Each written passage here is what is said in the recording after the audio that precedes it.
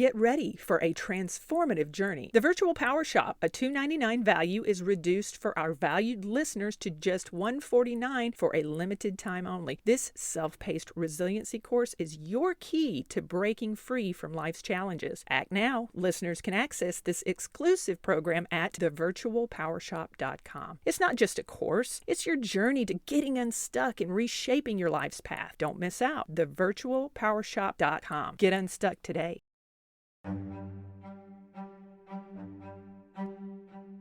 I'm Alma Lee. I'm a psychotherapist and transformative lifestyle resiliency coach and author, and I want to help you reach your goals by teaching you how to step outside of those fear-based mindsets and into your powerful, loving self. Let's get started.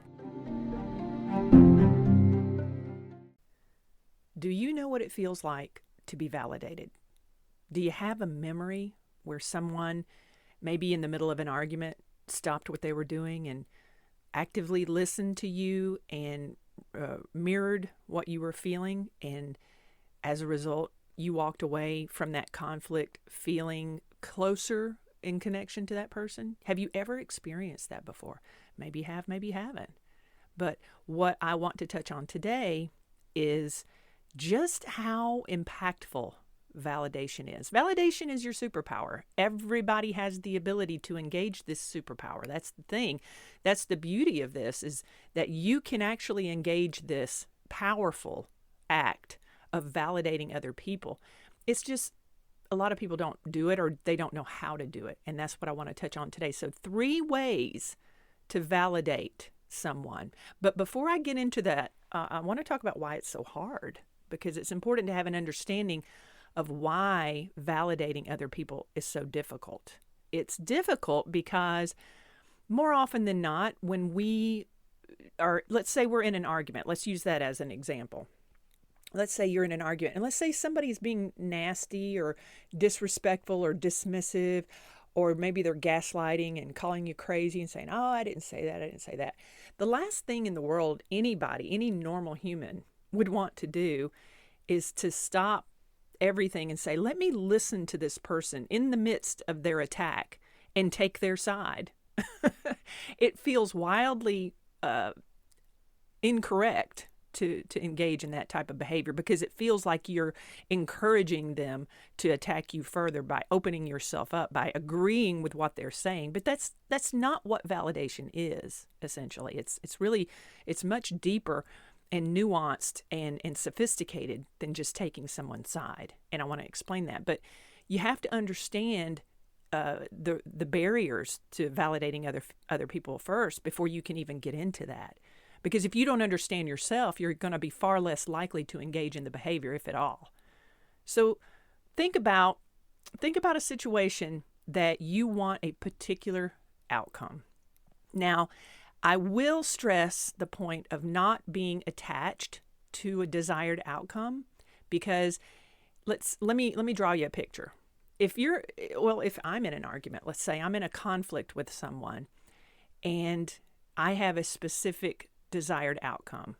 I have a desire for that outcome, but I don't have an attachment to it. The difference is that I choose to validate that other person because that's the course of action I choose to take. And I want that person to be happy, and I want us to be able to rectify this conflict, and I want to be able to reconnect and reestablish that connection with that person. But if it doesn't happen, I'm going to do it anyway, which means I'm not attached to that desired outcome. If that person returns fire after I validate them and says even more nasty, disrespectful things after that, I am going to be deliberate in my thought process in saying, you know what, I did the right thing despite how they're responding to me. So if you're in a conflict with somebody, and a lot of time we don't want to validate that person because we're too fearful that they will return fire. It seems easier to stay where we are, encapsulated and protected by the ego. And the ego is a good thing. It's not a good or a bad thing. It's just there to protect us. But the thing is, the problem in conflict is that we often interact with other people from a space of protection of self as opposed to actively trying to connect. It's the difference between standing behind a locked door and opening up the door and not knowing what's going to be on the other side. And when you open up that door, not knowing what's going to be on the other side, you are attempting to validate that person by showing them that you're trying to hear them and you're trying to understand where they're coming from as a means of cultivating a healthy connection and building intimacy in that relationship, whatever kind of relationship it is. So, do you struggle with that? Do you struggle with having a connection with other people? I know I have. That's why I do this work, is because it has all stemmed from my own introspection. It's come from my work that I've done with my therapist, my books that I've read, the research that I've done in understanding myself better. And it's a process. It's not, there's no end goal. There's no destination here. I'm not going to wake up one morning and be completely healed. I wake up every morning with a newfound sense of purpose in a direction in my life and who I want to show up as. And the person that I want to show up as somebody that is a mentor that inspires other people to do the same for themselves. It makes the world a better place. That's what makes the world go around, is us cultivating humanity and just being better stewards and being better people. And when we connect with other people from a space of vulnerability by validating other people in those interactions, we experience the beauty of that affection, of that healthy connection. There's so much nasty, negative energy in this world today. My decision in my life is I willfully attempt, and I say attempt, to not magnify that. I want to do the opposite. I want to elevate. I want to raise my own vibration, and I want to connect with other people from a space of validation. And so I do that intentionally. It is not a perfect practice, people. It's not. I struggle too. I'm not even going to lie. If somebody is attacking me, if somebody's name calling me, or, it depends on the nature of the contact, actually. It depends on the type of conversation that I'm having and who this person is to me, honestly. It can make you feel like a fool if you are in an argument with someone who is not treating you fairly, and you decide, you know what, I'm going to be the bigger person here. I'm going to listen. I'm going to mirror. And then the response that you get from them is like, see, I told you. I knew it. I did that, whatever. I think probably most of us have had experiences like that where we've had our words kind of thrown back in our face, and nobody likes that. Nobody wants that. But hear me out. Hear me out. In this whole experience in life, and, if you listen and tune into your intuitive, your higher consciousness, and you tune in to your intuitive process and pay attention to doing what's right, that will lean you into the course of action that will help you manage your egotistical responses a lot better. And it will help you grow out of old habits, old processes, things that we've learned from other people that are maladaptive and problematic. Maybe a caregiver, maybe a parent, grandparent, aunt, uncle, older sibling. Maybe they were a gaslighter or somebody who was wildly toxic that you were around. And by association, you learned some of those habits and they've shown up in your relationships, maybe. So this is an opportunity for you to dial that back. Pay attention to it. Look at it and figure out, am I the problem? Am I the reason that I'm not having healthy connections with other people because I'm too protected in myself? I'm too reactive, and maybe beyond, protecting myself from being vulnerable in these interactions, but maybe in the past I have been the one who has returned fire, let alone not validate that person. Whew. Somebody who is attacking is far less likely to be validating to other people because, withholding validation is part of the warfare. It's part of the protection of self. You've been around those people that have treated you that way that would never in a million years agree with you, because the last thing they want to do is to let you know that you're right. And so it's all toxic and it's low vibration. And my question to you is, do you want to stay there? Do you want to be enmeshed in that type of energy? I know I don't. And I don't want to speak for other people. We're all in different places. We're all in different phases of life and growth. And you and I, you and I may very well be on different paths and at a different level of a different vibration. I don't judge you for that at all. At all. I'm often reminded of myself and my journey and how far I've come when I look back, especially social media memories, things that pop up on Facebook and Instagram from years past that remind me of who I used to be. And oh my gosh, nothing will really get you like an old Facebook post from, 10, 15 years ago. And you're like, oh God, did I really say that? Yep. I'm proud of myself. I'm proud of my ability to work into my higher consciousness and to evolve and elevate, and also to be a mentor and someone who inspires other people to do the same thing. So, validation. It's key to understanding how it feels and how it makes you feel, because that's going to be a huge marker in you moving forward in understanding your superpower in doing that for other people.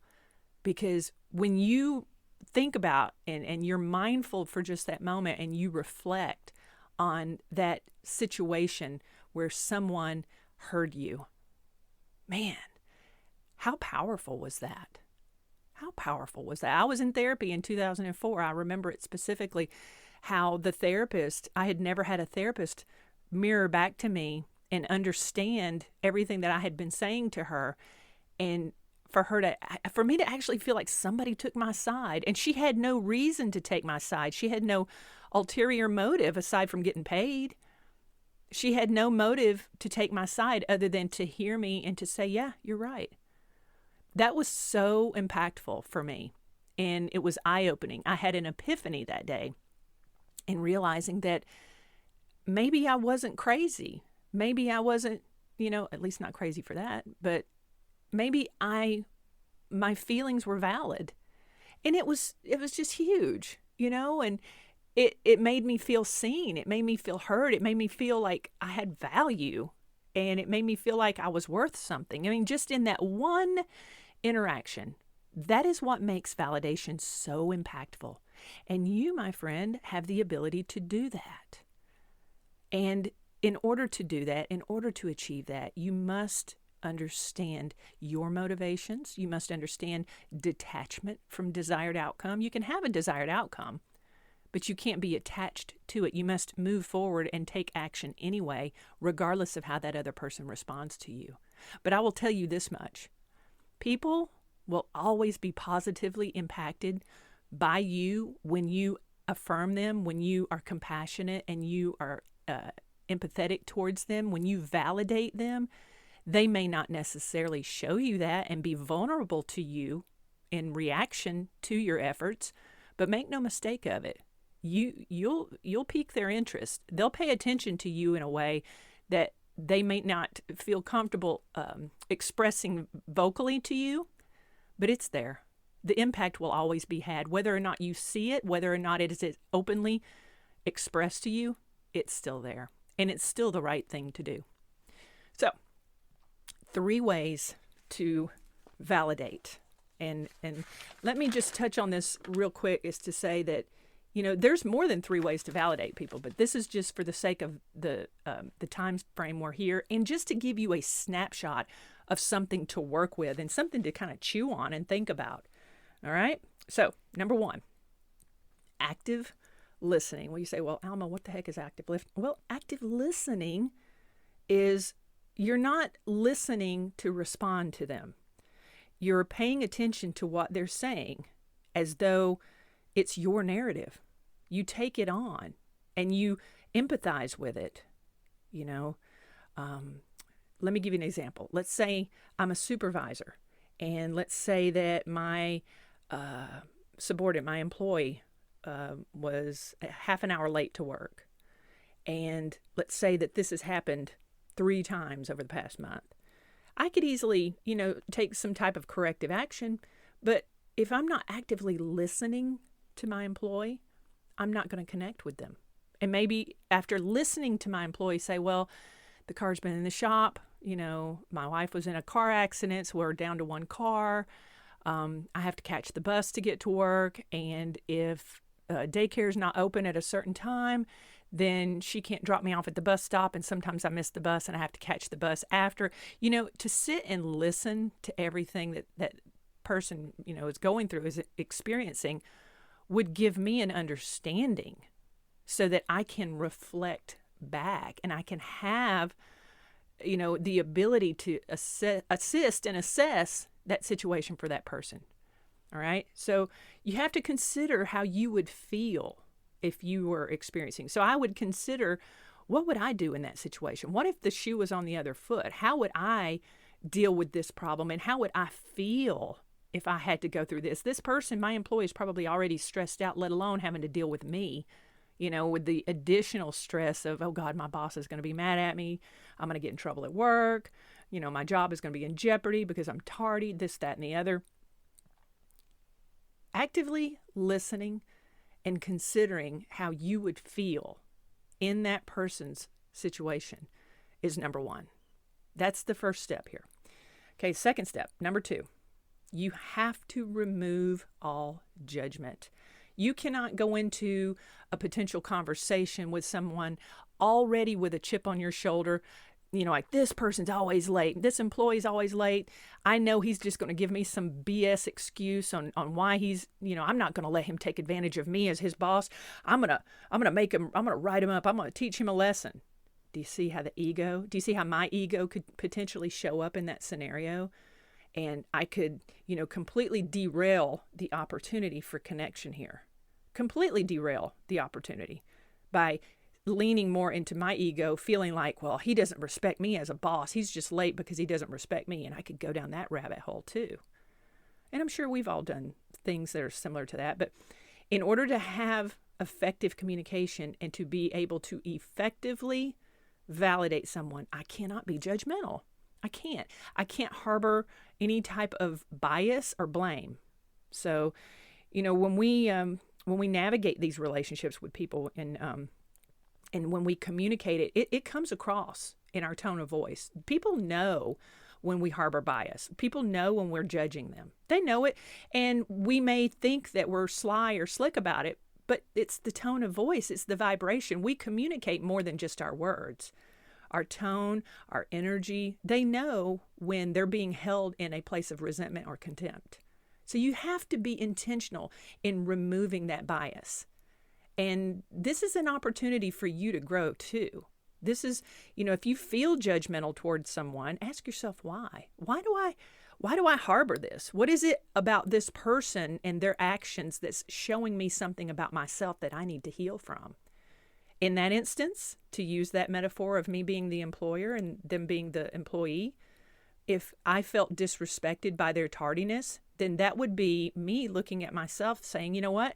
I feel like I'm not deserving of respect. That's a trauma response. So that's something that I need to look at a little bit deeper. So I have to operate from a space of non-judgmental stance. I literally have to have an open slate. Hey man, come on in, have a seat. Do you need some coffee? You want to get some coffee? Listen, we're good. I just want to know what's going on with you. I just want to know, you've been late 3 times this month, and I gotta say, I feel like I'm not being a good supervisor by not communicating with you to give you an opportunity to share with me, maybe it's something I can help you with. And I'm doing that from a space of non-judgmental stance. I'm literally opening up the conversation, allowing that person to come in and share with me whatever it is that's going on in their life. So you can't be judgmental, all right? Number 3, express to the person that you're interacting with how much you value them outside of this particular interaction or conflict. So let's say I sit down with that employee and they tell me what's going on, and maybe they're shameful, maybe they're embarrassed, maybe they're angry, maybe they are a little bit resentful to having to have this conversation with me because maybe they're operating from their ego. And I have to be mindful and aware of that too. So I need to express to this person how much I appreciate them. Listen, you know what? Let's call him Jim. Jim, you've been at this company for what, 6 years now? And remember when you took care of that deal and this deal, and you remember 6 months ago when you took care of that? Listen, you do such a great job here, and then you trained up those two new employees. I see what you do here. You're a fantastic employee. And by using examples of how much value that person brings into that interaction, it creates safety, it creates understanding, it creates compassion, it creates empathy, and it takes away that person's willful desire, usually, to reattack or to feel like they need to be on the defense. So when you express an appreciation for that person in that conflict or that engagement, you cause that other person to reframe how they see you. And so it opens up that opportunity for connection, for open, clear communication. It builds respect, it builds rapport. And listen, these are not the only ways to create validation in an interaction. These are just 3 main topics that I thought about this morning to share with you that have been helpful for me, especially in my clinical work, but it's helped me in my personal and my professional lives as well. So the roadblock to your superpower is to consider, what are you ready for? How much are you capable of being vulnerable to?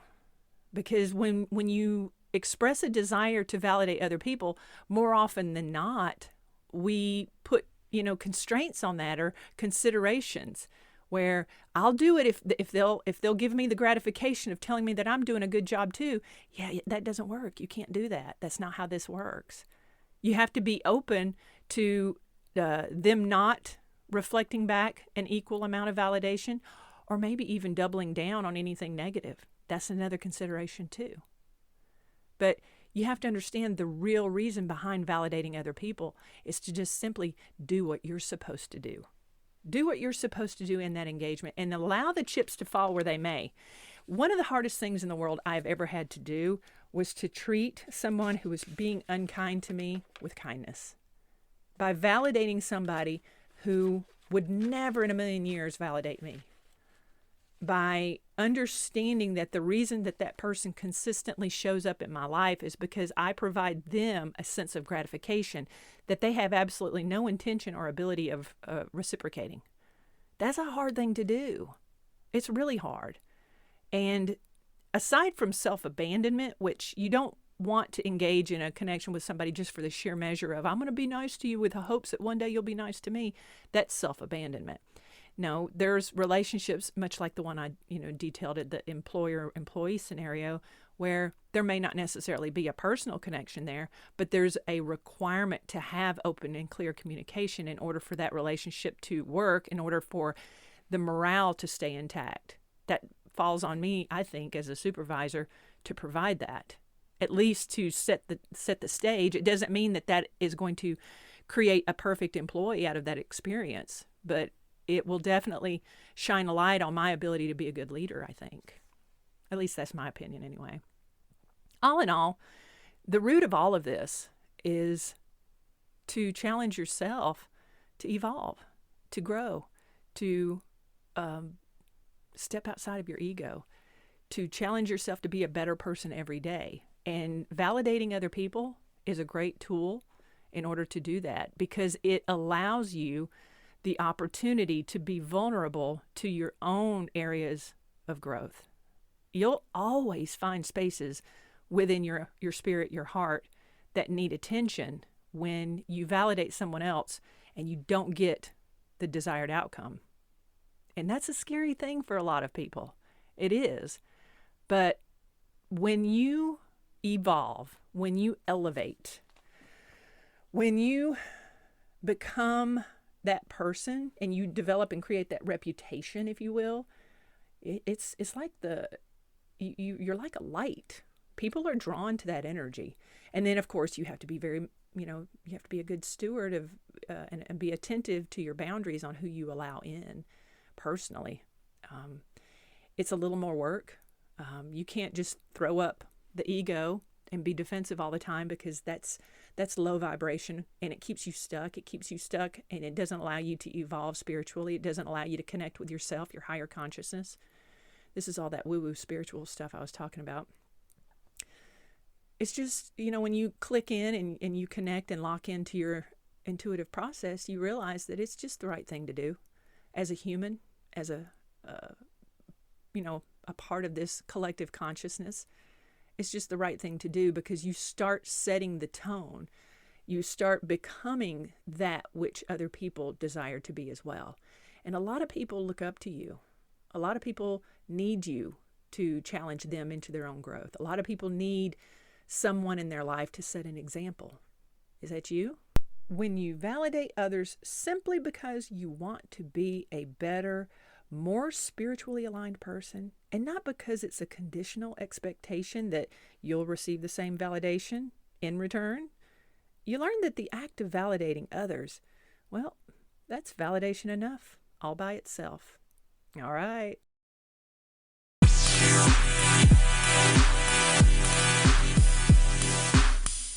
This has been a Lee Bird Media production. Don't forget to like, share, follow, and subscribe. Thanks for listening.